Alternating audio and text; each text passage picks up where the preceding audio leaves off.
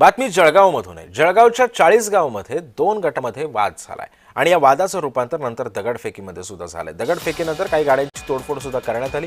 पोलिसांनी वेळीच घटनास्थळी धाव घेऊन या सगळ्या मारहाणीवरती नियंत्रण मिळवलेलं आहे।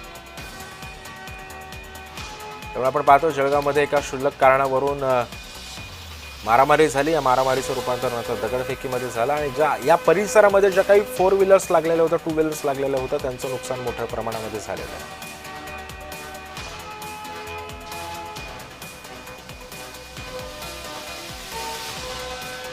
या संदर्भामध्ये अधिक माहिती देतात आमचे प्रतिनिधी जुगल पाटील सध्या आपल्या सोबत आहे। जुगल, ही मारामारी कुठल्या कारणामुळे झाली आणि सध्या किती जणांवर गुन्हा दाखल करण्यात आलाय?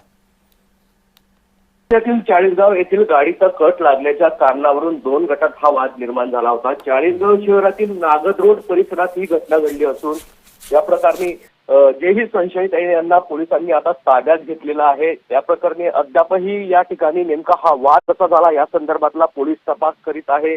मात्र या ठिकाणी गाडीचा कट लागल्यावरून ही घटनामुळे पोलिसांनी या ठिकाणी आवाहन केलं आहे की कुणीही अफवांवर विश्वास ठेवू नये असं आवाहन पोलीस प्रशासनाच्या वतीने या ठिकाणी करण्यात आलं आहे।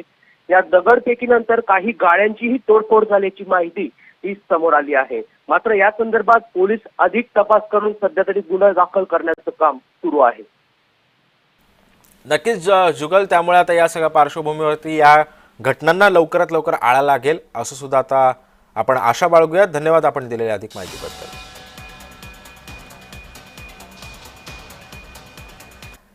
यानंतरची बातमी राजकीय वर्तुळातून। महायुतीच्या आमदारांना सामाजिक न्याय